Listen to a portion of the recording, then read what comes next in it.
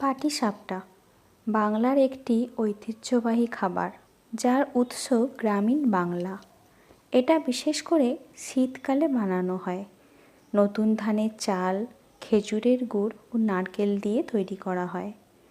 পাটিসাপটার ইতিহাস বাংলার কৃষিভিত্তিক সংস্কৃতির সঙ্গে গভীরভাবে জড়িত। পাটিসাপটা বানানোর জন্য যে ব্যাটারটা তৈরি করতে হয়, তার জন্য লাগবে চালের গুঁড়ো, ময়দা, সুজি, দুধ বা জল, চিনি এবং একটু লবণ। আর পুরের জন্য লাগবে নারকেল কোড়ানো, খেজুর গুড় বা চিনি, এলাচ গুঁড়ো অল্প করে।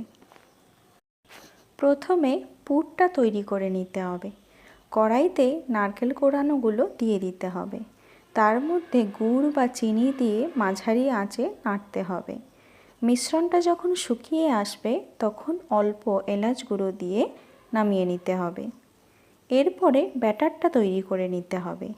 চালের গুঁড়ো, ময়দা, সুজি, চিনি ও লবণ একসঙ্গে মেশাতে হবে।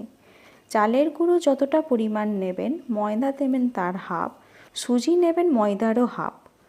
ধীরে ধীরে দুধ দিয়ে মিশিয়ে পাতলা ব্যাটার তৈরি করতে হবে। 15 থেকে 20 মিনিট ব্যাটারটাকে ঢেকে রাখতে হবে। 20 মিনিট পরে পাটিসাপটা বানানো শুরু করে দিন। ননস্টিক তাওয়া হলে ভালো হয়। তাওয়াটা হালকা গরম করে নিতে হবে। এরপরে 1 হাতা ব্যাটার ঢেলে পাতলা করে ছড়িয়ে দিতে হবে।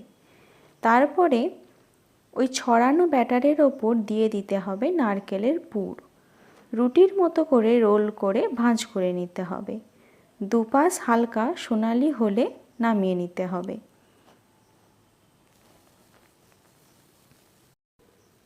তৈরি হয়ে গেল পাটিসাপটা। গরম গরম পাটিসাপটা খেতে সবচেয়ে ভালো লাগে।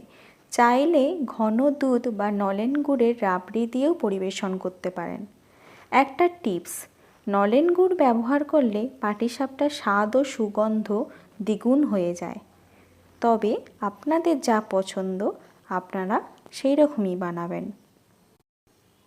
তবে কার কার পাটিসাপটা খেতে খুব ভালো লাগে আমাকে কমেন্টে জানাতে ভুলবেন না।